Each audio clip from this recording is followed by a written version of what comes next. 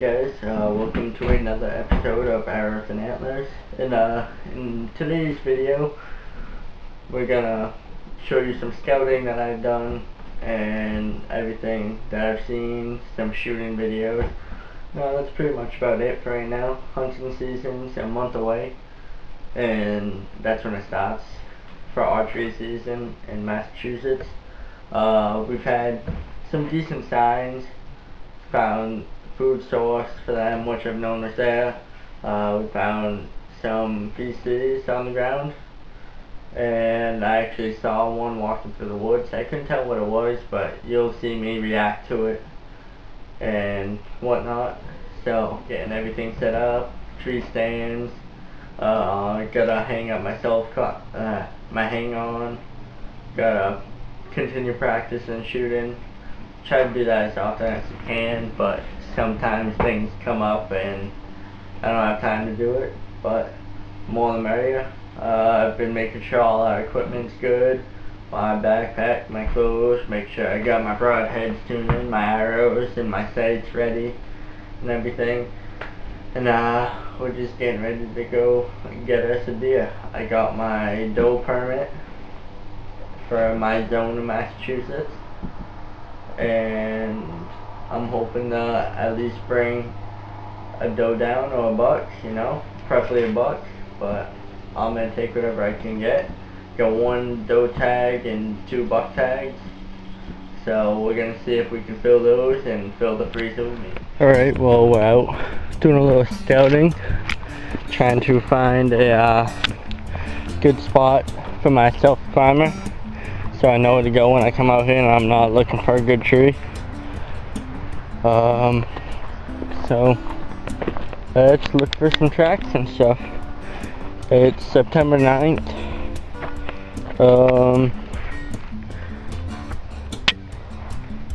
2 o'clock, 2:30, and let's see what we can find. Nice little deer fawn right there. I always see tracks walking through this patch of sand right here, going into there, but I can never set up a stand in this little patch of area right there because we're too close to the road we're at, and well, it's pretty close to the limit to how far you can be, but I just don't want to risk it. Here's some older ones, but let's move in to the pine grove and we'll see what's going on out there.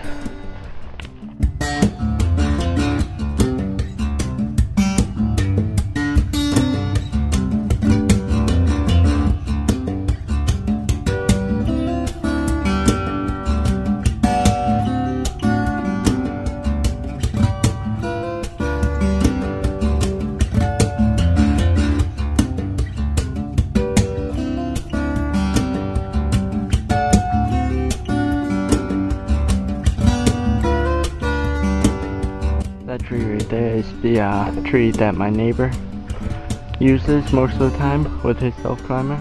About 3 or 4 years ago, he shot a big mature doe out of it. Walked right up this path right here. So that's all. I'm gonna keep that in mind. Could always use that because they come from out there, come from all around. So keep that tree in mind. My first year ever bow hunting, which was like 5 years ago, this was my tree stand, all the way up there. That is what I used the whole season, and it had nails sticking out for the pegs, and then plus you had all the branches to climb. And she got 20 feet up. Pretty scary for the first time ever hunting. I don't know if you can see it, but there's blue rope up there, and that is actually what I used for my safety harness because I didn't have one at the time. Here's my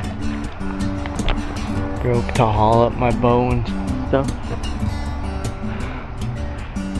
Brings back some memories, some scary ones too.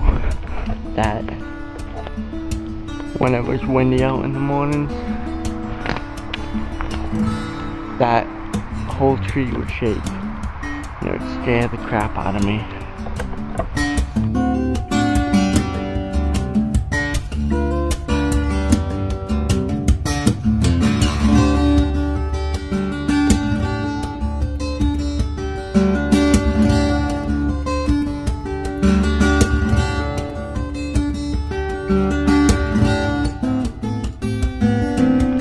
Last year, this big old tree right here, which I had my hang on in, didn't see any deer at all the whole season while I was in there. Right on a nice old stone wall, because the season before I was back there more, and the whole time, every day I was out here, I would see 3 does shoot right through that way, come up this little path right there, and go over there. So, but I was always too far away and couldn't get a shot with my bow. Moved up to here. Next time, so here for a good 2-3 hours. And here comes the doe walking right up there. And of course, I blew it and I moved too fast, lifted my bow, because I was on the ground. He just ran down that hill. Never saw him again. The last time I saw a deer that whole season. Speaking of this spot, I want to go walk up the trail more. Oh crap. Can't really tell how fresh it is because it rained this morning. And I don't know about that, but at least I know they're still out here. Right down this hill here, there's a nice little brook that deer flow. I was looking here, got a nice little,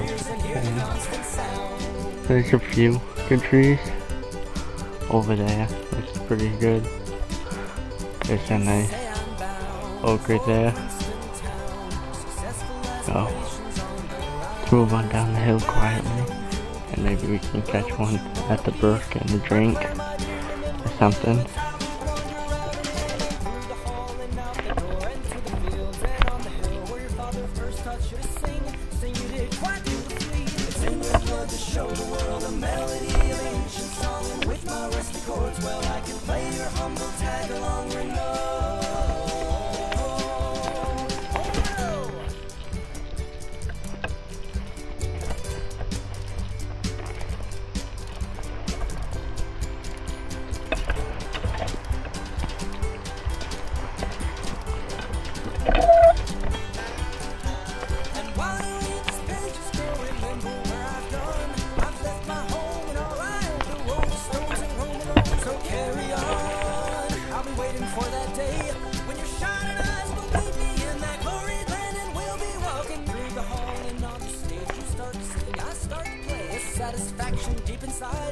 Can't get over there because it's too muddy.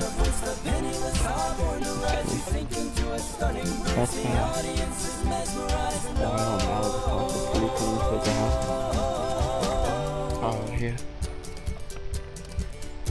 But the deer love to travel up through these trails and whatnot.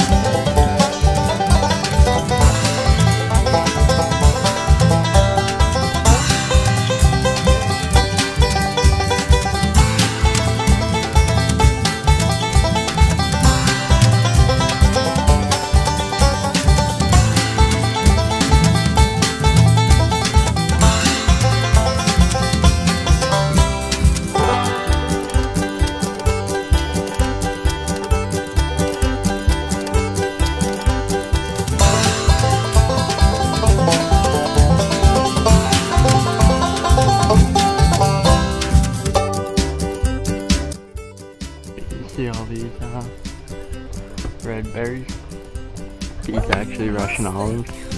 The deer love them. They're a really good snack when you're out here. If you're walking the stand, just grab a handful of them. Tastes wicked good. But there's a bunch of them everywhere.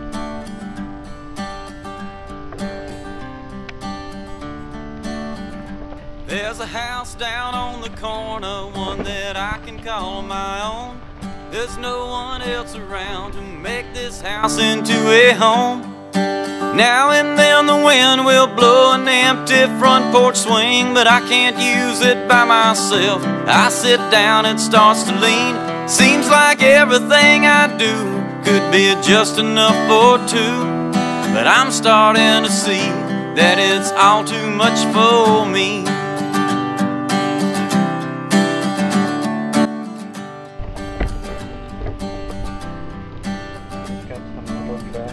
There's a steaming pot of coffee, twice as much as I should make. I guess it's just a habit, one I'm trying hard to break. And later on this evening, when I open up my wine, there's 2 bottles on the table. Both of them are mine. Seem like everything I do could be just enough for two, but I'm starting to see that it's all too much for me.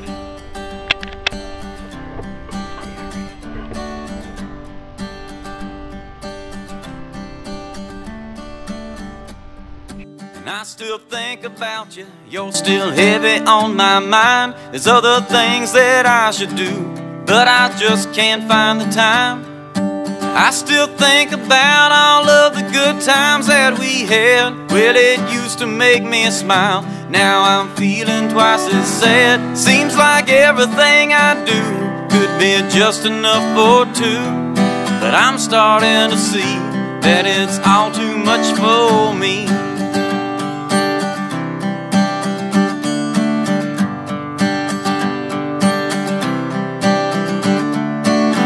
It seemed like everything I do could be just enough for two, but I'm starting to see that it's all too much for me.